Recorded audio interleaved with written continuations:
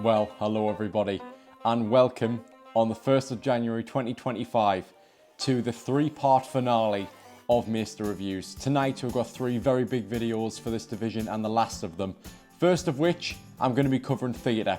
Now, a new addition to 2024's Mayster Review content was essentially me covering sort of theatre productions that were broadcast in cinemas, and I managed to see 15 shows across 2024.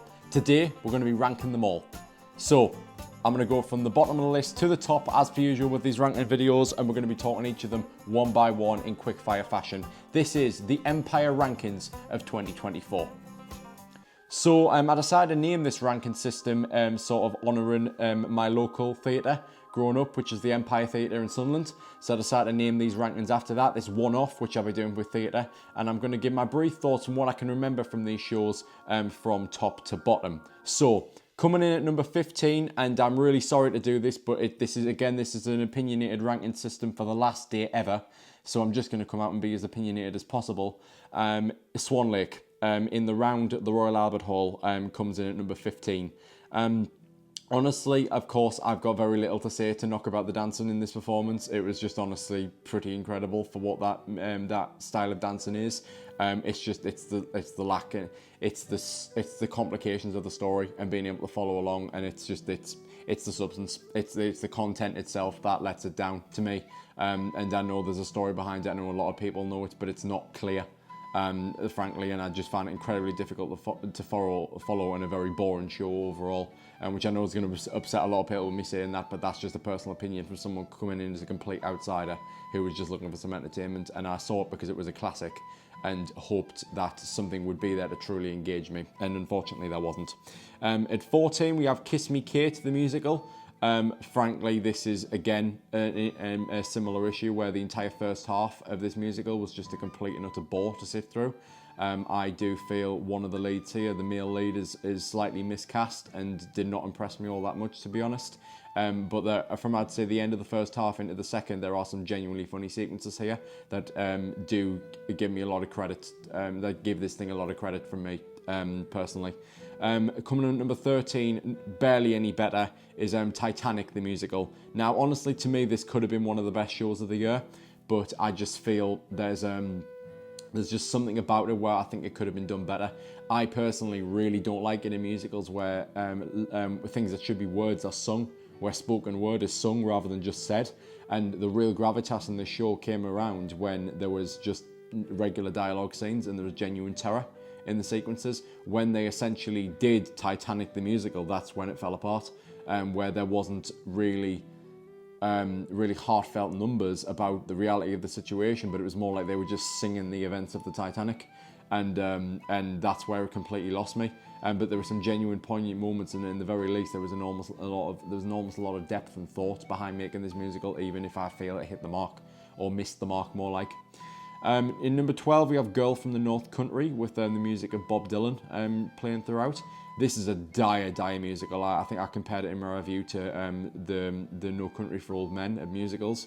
This is an ensemble cast of characters where you can't really keep track of who the lead is supposed to be, which does mark it down in this case, but there's a heaviness to it which I really respected, and it's very real towards life and very harsh situations, and I think its visceralness is one of the best of the year with that aspect compared with the other shows and plays, and I think it really serves it well and better than the previous three. In 11 we have An American in Paris the musical. Now, to be honest, my main issue with this, it's whimsical, stylistically, production design wise it's great to me, and it was quite a nice time really to sit through and watch, but there's a very distracting element right in the middle of this that really caused a problem for me, and that is just simply the core relationship. It does seem like just pure foreign ignorance of someone coming into another country and just snapping a woman off her feet because she's there and she's pretty. It does, and no less an American no less coming in from a far away land as a knight in shining armor to a foreign country. There's a musical later down the line that does this so much better. I feel there's just something very awkward about this one that I didn't really click with until about halfway through, at least, even if then. But there's one on this list that does this dynamic so much better. Now in the top 10 already, we have Macbeth starring Ralph Fiennes. Honestly, I never thought I'd say this. I think he's miscast in this role. I'm deadly serious. I never thought I'd say the day where I thought Ralph Fiennes missed the mark when it came to a performance, but it's not his fault. It never should have even been done. I don't actually think he fits Macbeth as well as I thought he would. Indira Varma, on the other hand, she did a fantastic Lady Macbeth, and from what I remember from the pain of Macduff, I believe, who goes through that major suffering towards the end of the play with the death of his family. Yes, I remember that acting being phenomenal, and a lot of the camera choices in recording this play are very, very strong. So yes, that earned a spot above the rest in number 10. 42nd Street, the musical, I believe when I was checking through my notes for this again that I thought a lot of this was very boring, really, especially in the first half, struggled to find its feet, a lot like some of the previous ones on this list, but the choreography is just too damn good that it's not, I can't even dispute it. I remember saying in my review this was the Riverdance of tap. This is essentially what Riverdance was to Irish dancing. It's an incredibly strong performance in terms of choreography. Now, moving onwards to number 8, we have our first of the National Theatre productions, which National Theatre Lives, where 4 original plays came out this year. In March, we had The Motive in the Queue, which comes in again at number 8 here. Directed by Sam Mendes. I honestly thought this was a lot stronger than I was expecting it to be. And once this thing got cooking, it was a slow burner, but once it really, really found its footing. I studied Equus in A-level drama, and I can honestly compare that to this, honestly, just in certain terms of performance and drama over psychiatry. It's a lot more about a relationship between an actor and a director, and I genuinely found it quite intriguing, especially in the second half. There's or 3, if I remember, I'm not sure, but either way, there's when it really got itself cooking, I was very impressed with this, to be honest, but nowhere near as much as the ones to follow this. Now, unfortunately, in number 7, I'm going to put Vanya by Andrew Scott. Personally, I thought this play was a tad bit difficult to follow with one person, with the story and what it was actually trying to go for. So a lot of the marks are dragged down because of just the general execution of it and just the story and the way that it's done. What I am going to say is this much. Andrew Scott has possibly provided me with the best performance I've covered on this entire division across the last 3 years.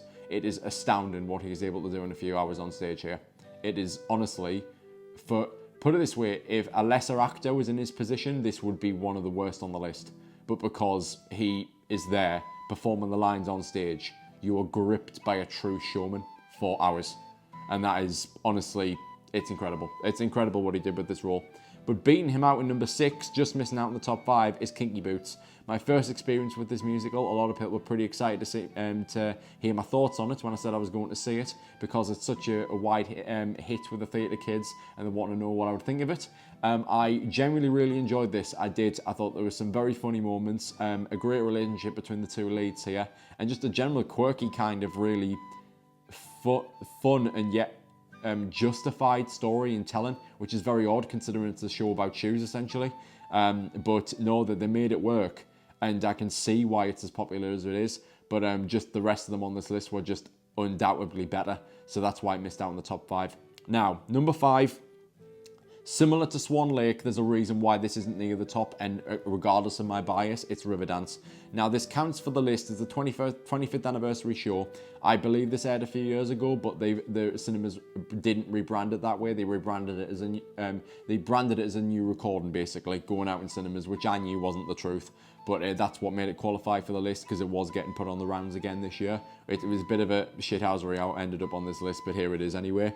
But it wound its way in at number 5, and I can honestly say that, and I believe this was the exact halfway point of me reviewing film and theatre last year. This is very much kind of the best display of choreography that I've ever seen. I grew up watching this. I still believe it's the best choreography ever. And it's just a magical show of dance and atmosphere that can never be topped. But the lack of story, there's a loose thread of a story going on, but it's just the lack of it in terms of a prominent sense. I don't need that to be dialogue, I just need there to be more of an obvious story that's being told. That at least could be very easily deduced from just watching it in front of your eyes. I think if a future version of the show can tap into that fully, I think it could be one of the best shows of the year whenever that gets done in that certain way. I know it's supposed to be a variety act show and it's not supposed to be this kind of thing, but I really do think a future adaptation of this show could really take it to the next level. Now, 2 more National Theatre ones in number 4 and number 3. First up, we have Nye, the story of Nye Bevan. I do believe, like a lot of things in entertainment, the politics get the better of this one in that it's biased towards one party or another. Makes it seem its motivations a bit wishy-washy as a piece. I personally believe that when something like this is done, it should try to stay as neutral as possible. But I do suppose that that kind of thing is steered a lot towards who Nye Bevan was as a person and where he stood, and it kind of anchors home who he was as a person and what his values were. Michael Sheen delivers a magnificent performance here, and it reduced my audience to tears. This is a very, very good story about an individual man on stage, the likes of which I've rarely ever seen. It was a very gripping performance, despite its flaws, in my opinion.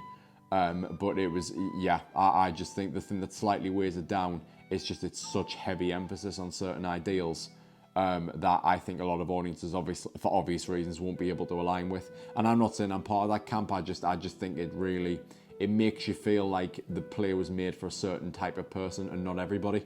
It kind of really limits audience in that way, and that I have to mark down. Things down for that.